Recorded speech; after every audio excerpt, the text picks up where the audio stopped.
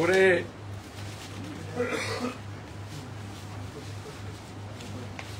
इस दुनिया में हमेशा कमजोर लोग कायरों की भाषा इस्तेमाल करते हैं। हमेशा ये देखा गया है।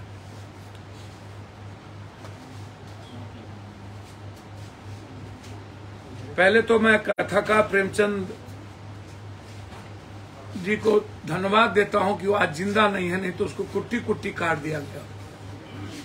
प्रेमचंद कथा ओम प्रकाश वाल्मीकि की जो कविता है, बाद में जो उन्होंने ली, प्रेमचंद जी यदि जिंदा होते तो शायद सूली पर लटक गए होते।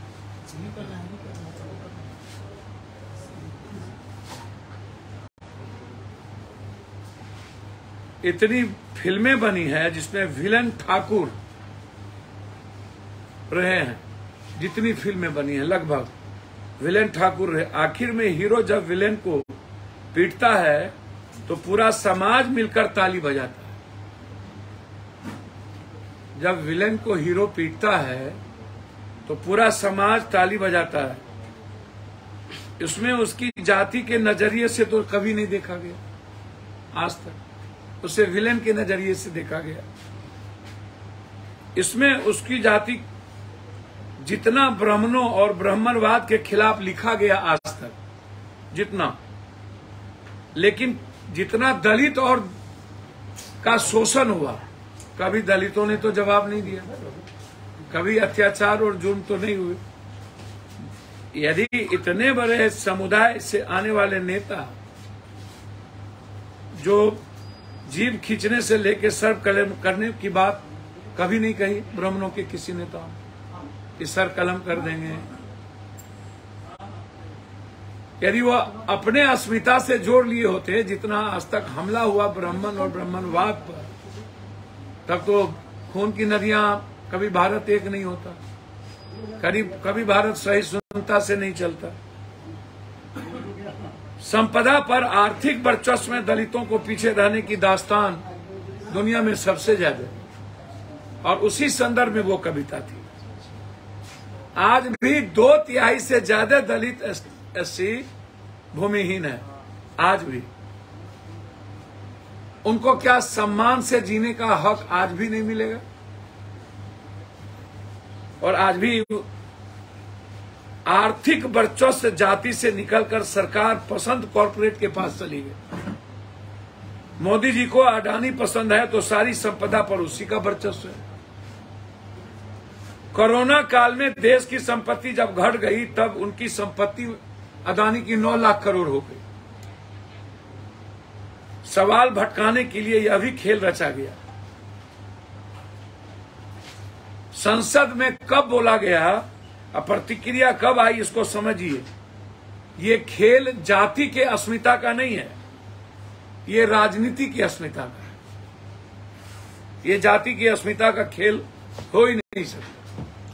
मेरा भगवान बिरसा मुंडा से लेकर पेरियार, सावित्रीबाई फुले, महात्मा फुले, संत रविदास, वाल्मीकि, दुनिया में मूलवासी आदिवासी शिव से लेकर के महाभारत के कृष्ण तक, मेरा सवाल इस देश के बौद्धिक लोगों से है।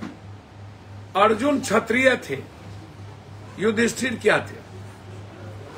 ब्राह्मणों जानती ब्राह्मण। न 5 भाई नकुल सहदेव क्या थे? शूद्र वैश्य।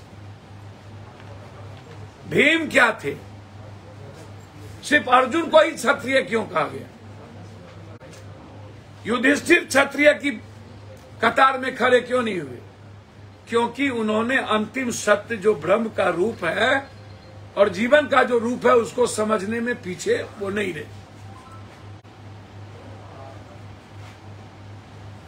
सारे विचारों का, सारे जातियों का, वर्ग का, व्यवस्थाओं में सबसे अधिक सम्मान यदि ब्राह्मणों जानती ब्रह्म का है तो शूद्र, जिसने मानव जीवन के निर्माण में सबसे महत्वपूर्ण भूमिका निभाई, वह भी श्रेष्ठ कर है। कृष्ण की बहन की शादी हुई अर्जुन से, यदि हम उसे क्षत्रिय के राजपूत समाज कहते हैं और कृष्ण को जादव कहते हैं, तब भी जाति नहीं है। कृष्ण की बहन की बियाह अर्जुन से और अर्जुन की बहन की शादी कृष्ण से, तब भी हम सब लोग रिश्तेदार हैं। शिव ने तीनों मूलवासी आदिवासी जो कबीला था, तीनों की कन्या से विवाह रचा के वसुदेव कुटुंबकम की बात की, तब भी हम जाति नहीं है, तब भी हम लोग सब एक हैं।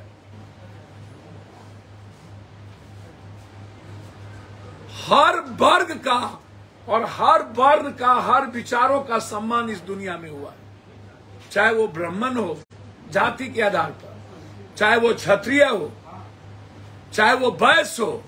अब वैश्य को आप भारत और विश्व के निर्माण में, जमीन से लेकर के व्यापार तक, यदि किसी ने राष्ट्र निर्माण और मानव निर्माण में जीवन को गति देने का काम किया तो वो वैश्य है, उसका अपना इतिहास है। आप किसको गाली दे रहे हैं? सुदामा ने जहर पी लिया न हो, कृष्ण को गरीब नहीं न बनने दिया, और राजा से रंग सुदामा हुए ना, किसको गाली देंगे आप? आप हमको बताइए।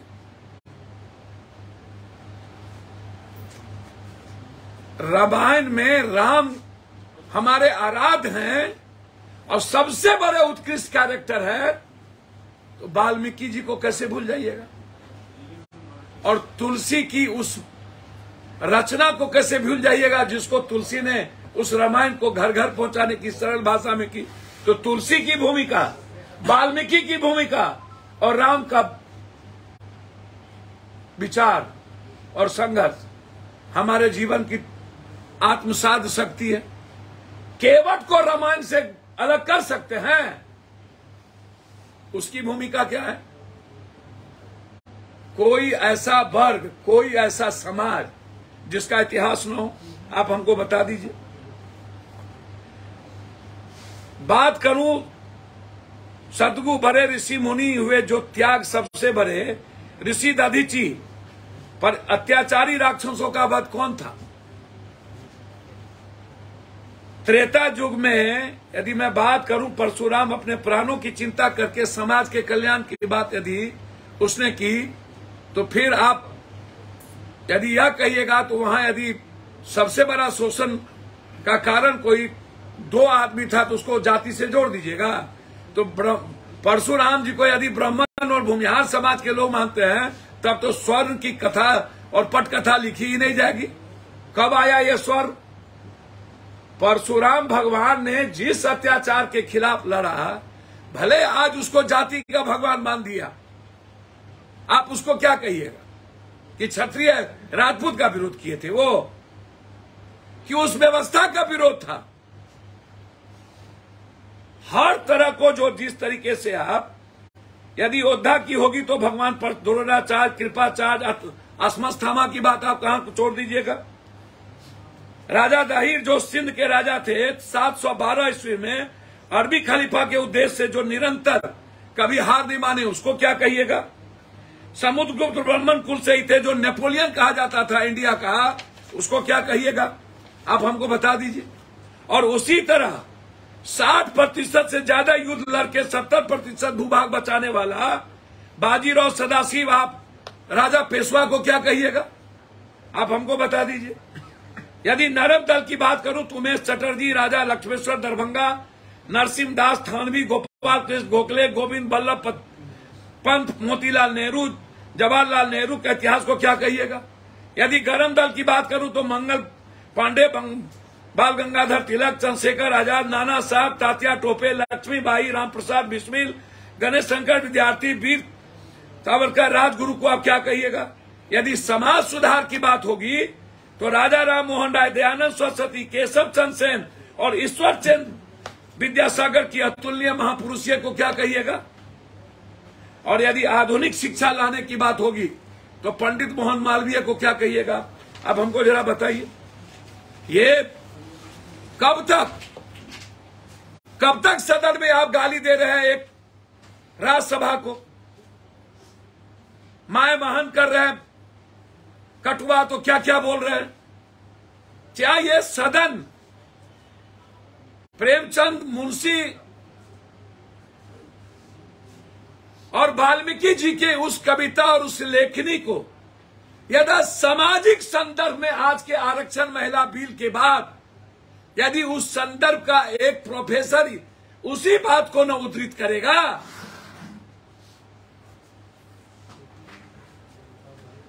जबकि उसने खुद कहा कि यह जाति पर नहीं लेना चाहिए, खुद पहले बोल दिया और हो भी नहीं सकता। आधुनिक भारत की कल्पना करने में किसी जाति और धर्म को, मजहब को आप कमजोर नहीं देख सकते हैं। और ये सही है कि आज भी दलित, आज भी जो गरीब है, वंचित है, निषाद है, मल्लाह है, केवट है, नुनिया है, शर्मा है, झोला है, शाह है, चंद्रवंशी है, कमार है, कुम्हार है, आज भी राजनीतिक, सामाजिक, आर्थिक रूप से उसके पेट खाली है, उसका स्कूल खाली है, उसकी आर्थिक स्थिति बुरी है। उस संदर्भ में यदि महिला आरक्षण बिल में एसटी, एससी, अत्यंत पिछड़ा और माइनॉरिटीज की भूमिका को आपने दबाकर आने फाने में आपने जबरदस्ती 4 दिन का एक बिल लाया और उसमें आपने 33 के बिना जाति जनगणना और परिसीमन के, आप बिना जाति जनगणना और परिसीमन के आप आरक्षण बिल ला करके यदि आप 85% उस वर्ग को, जो वर्ग को लगातार बाबा साहब अम्बेडकर, गांधी, सुभाष चंद्र बोस जैसे लोगों ने, पटेल जैसे लोगों ने जिस तरीके से एक कांग्रेस की सरकार में आरक्षण ला करके एक बराबरी की बात की और समय काल पात्र के अनुसार हर व्यक्ति को चलना पड़ता है। अभी हमने 11% गरीब ऊंची जात के लोगों को भी आरक्षण दिया। ये समय काल पात्र की डिमांड थी और ये देना पड़ेगा, क्योंकि हमारी भागीदारी बढ़ेगी, उसकी भी हिस्सेदारी बढ़ेगी। भागीदारी और हिस्सेदारी ये दोनों को समझने की जरूरत है। हम लोग गाली गलौज पर उतरे हुए, हमको एक बात समझ में नहीं आता कि हम लोग कौन सी बात करते हैं, जो बड़ी बड़ी बात करते हैं कि राजा इस लड़ते थे। सर, इस हिंदुस्तान में 1% राजा को छोड़ दूं, 99% राजा अपने किला को बचाने की लड़ाई लड़ा और 200, 400, 500, 1000 घोड़ा में आदिवासी वह वर्ग होता था जो कृषक वर्ग था, जो कमजोर था। लड़ने का काम वो किए, किला बचाने का काम वो किए। आप उसकी भूमिका और योगदान को कैसे छोड़ दीजिएगा? आप हमको ये बता दीजिए। मैं हमेशा से कहा हूं कि हमेशा से कंस और कृष्ण के बीच खात्मा की परिपाटी आई है।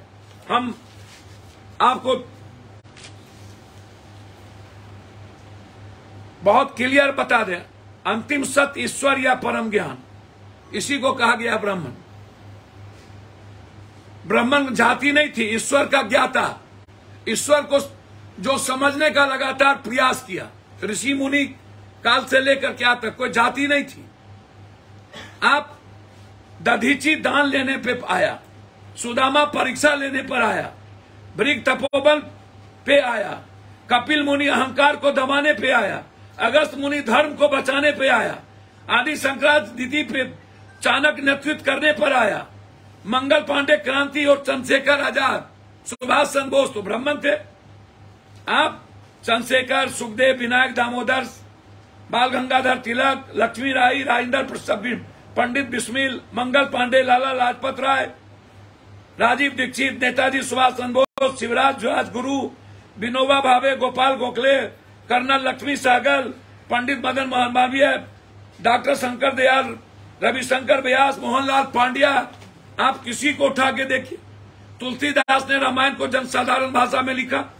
खगोल और गणितक शास्त्र, इन दोनों छात्र में आर्यभट्ट के महत्वपूर्ण योगदान।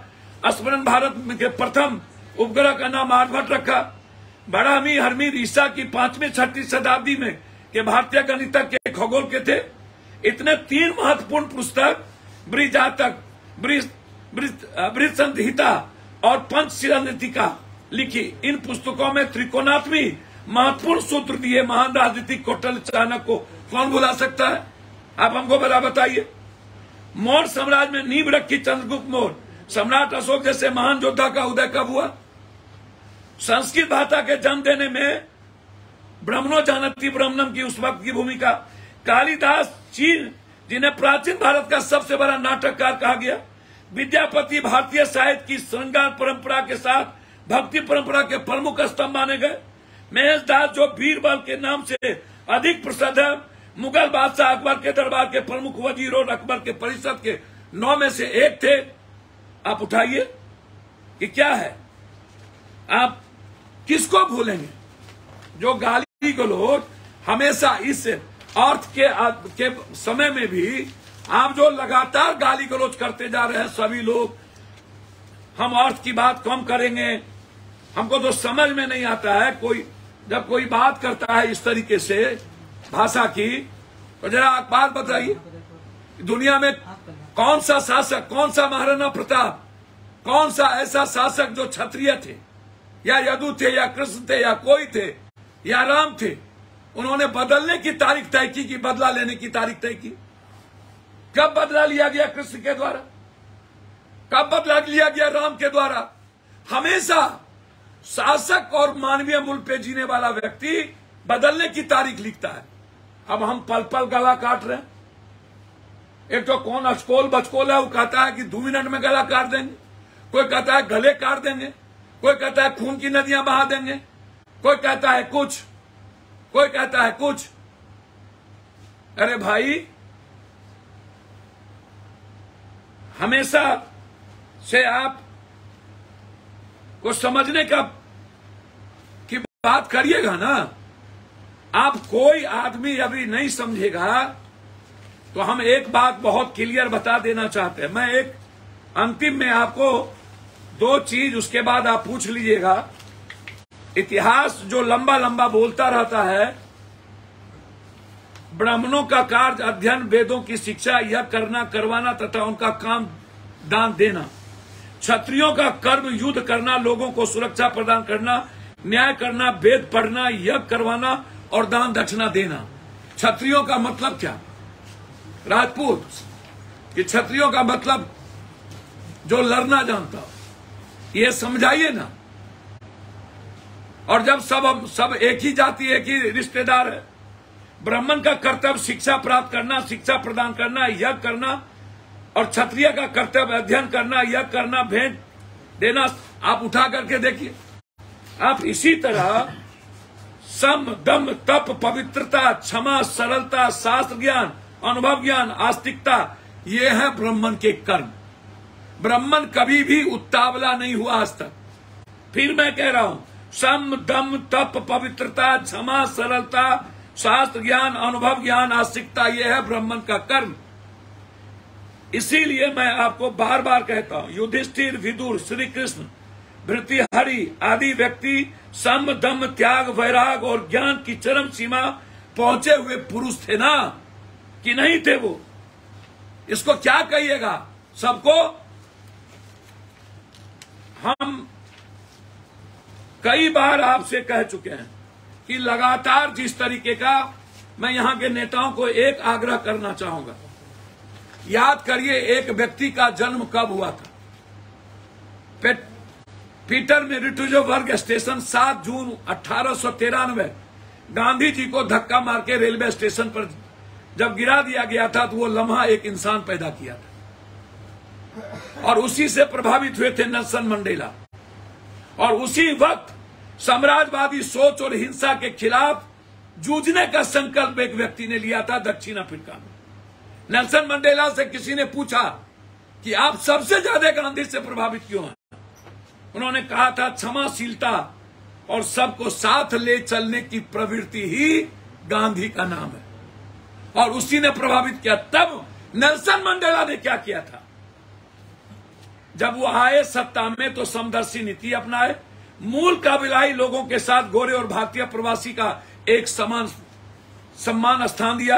यही वजह थी कि मातृभूमि के विभाजन के बजाय नेल्सन मंडेला ने विकास को पदवी दी थी।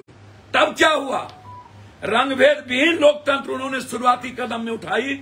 नतीजा हुआ दक्षिण अफ्रीका पिछले दशकों में बहुत तेजी से उभरे। ब्रिक्स मुल्कों में Brazil, Russia, India, China, south Africa का महत्वपूर्ण सदस्य है। आज वो दक्षिण अफ्रीका के नेल्सन मंडेला की वो योगदान, कहां नफरत की राजनीति हुई। 1917 के बोल्शेविक क्रांति के बाद लेनिन ने एक बदलाव का फरीज तैयार किया और वहां आए। हम कहां हैं भाई? हम गाली गलौज पर उतारे हुए। जो लोग नाथूराम गोडसे की आज तरह की बात करते हैं, क्या फर्क है? महात्मा गांधी बीमारी से भी मर जाते तो गांधी होते। नाथूराम गोडसे गोली चला के गांधी को ना मारा होता तो गोडसे को कोई नहीं जान पाता। कोई नहीं, कोई।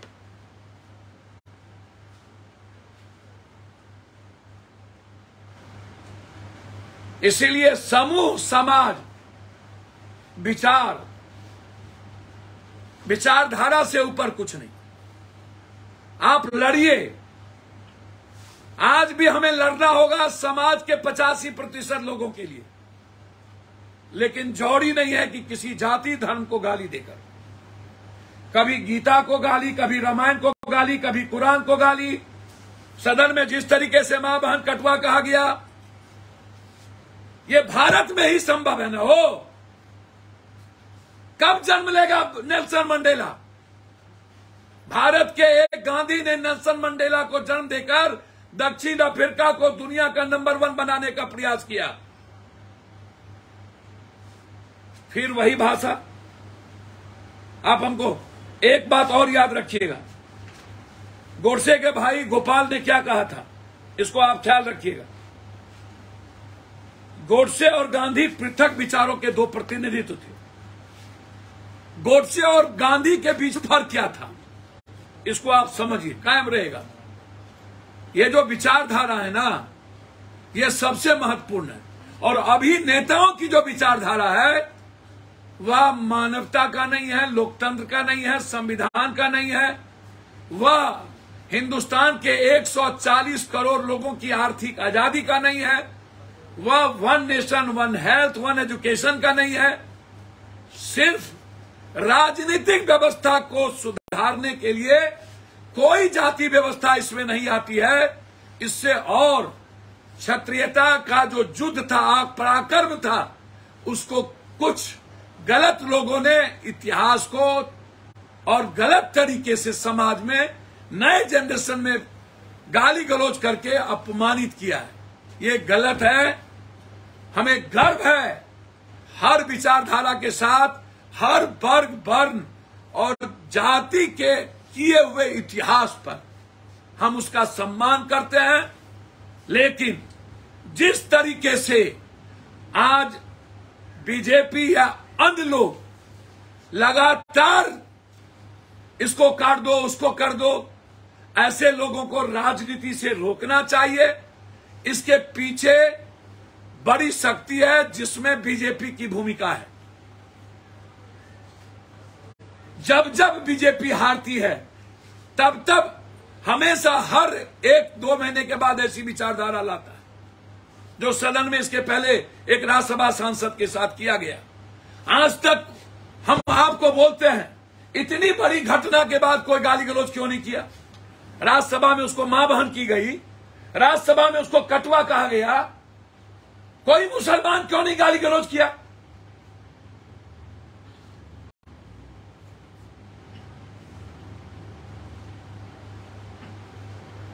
यहां तो जाति पर कोई बात नहीं थी। और जिस तरीके से मैं मनोज झा जी का as a political, as a professor बहुत सम्मान करता हूं, वो इतिहास की ही बात करेंगे। गांधी पर जब बम से हमले हुए थे ना, तो सरदार पटेल गए थे सुरक्षा देने, बोला नहीं लेंगे, नहीं लेंगे। और मनोज वाजपेयी को सुरक्षा की जरूरत नहीं है।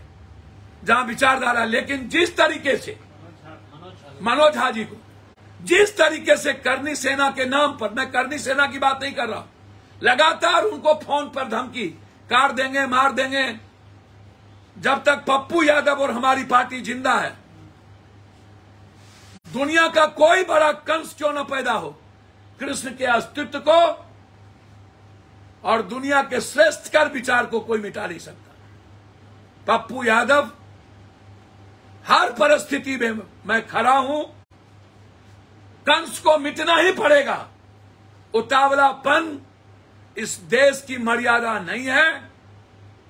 हम आए हैं वसुधैव कुटुंबकम के लिए, हम जाने जाते हैं सर्वधर्म संभाव के लिए, हम जाने जाते हैं सार्वभौमिकता के लिए, और हम जाने जाते हैं सहिष्णुता के लिए। नफरत का कोई आधार नहीं है। मोदी जी और भारत के नेता नेल्सन मंडेला से तो सीखो। मोदी जी गोरसे गोली चलाकर हत्या करके नाम कमा लेगा। आज भी कई गोरसे किसी को गाली, किसी जाति को मां बन करके अपना नाम कमा लेगा, लेकिन वो इतिहास पुरुष, युग पुरुष नहीं हो सकता है। हम मनोज झा जी के साथ खड़े हैं, स्टैंड के साथ खड़े हैं। किसी भी परिस्थिति में कोई भी व्यक्ति किसी समाज के समुदाय, वर्ग, जाति को के साथ नफरत के आधार पर देखेगा, रामायण हो या गीता, कुरान हो या बाइबिल, मेरे लिए हर विचारधारा सर्वश्रेष्ठ है, सर्वोत्तम है। किसी को गाली देने वाले के खिलाफ पप्पू यादव से लड़ना होगा। बहुत बहुत धन्यवाद। नमस्कार। साजिश है तो क्या आनंद मोहन भाजपा से गाड़ी जोड़ रहे हैं? सर मैं नहीं जानता हूं, मैं भाजपा की बात की, भाजपा के एमएलए, भाजपा के लोग क्या बोल रहे हैं, कौन क्या बोलता है, मुझको नहीं पता। पप्पू जी, विवाद तो आपके मित्र उनके बेटे ने खड़ा किया। सर मैं कह रहा हूं कि मेरे भाई हैं, युधिष्ठिर, अर्जुन, नकुल, सहदेव भी तो भाई थे ना। अर्जुन की बहन और कृष्ण की बहन भी तो रिश्तेदार थे ना। यदि तुलसी का महत्व है तो वाल्मीकि का भी दुनिया में महत्व है ना, राम का भी महत्व है ना। एक दूसरे के पूरक हैं। जिस किसी ने भी, मैं समझता हूं कि मैं और लोगों की तरह नहीं बोलूंगा, मैं सलाह भी देने के लायक नहीं हूं, मेरी औकात भी नहीं है, लेकिन मनोज झा जी के साथ उनके सम्मान और उनकी हिफाजत के लिए खड़ा रहने का ताकत और दम मुझ में है। सर एक आदमी कहता है कि जी खींच लेंगे और आप कहते हैं उनको बचाएंगे, तो क्या? सर मैं बचाने की बात नहीं किया। मैंने कहा कि हर तरह के जाति, धर्म, वर्ण और वर्ग और विचारों का सम्मान के लिए पप्पू यादव और हमारी पार्टी मरने को तैयार है। हम किसी जाति और किसी विचारधारा के कारण ना तो किसी का जी खींचेंगे, ना तो किसी का गर्दन काटेंगे, ना तो खून की नदियां बहाएंगे। खून की नदियां सिर्फ गरीब के लिए बहेगी। गरीबी मिटाने और गरीब जैसे सब को खत्म करने के लिए खून की नदियां बहेगी, अपनी राजनीति की दुकान के लिए और खुद के महत्वाकांक्षा के लिए नहीं।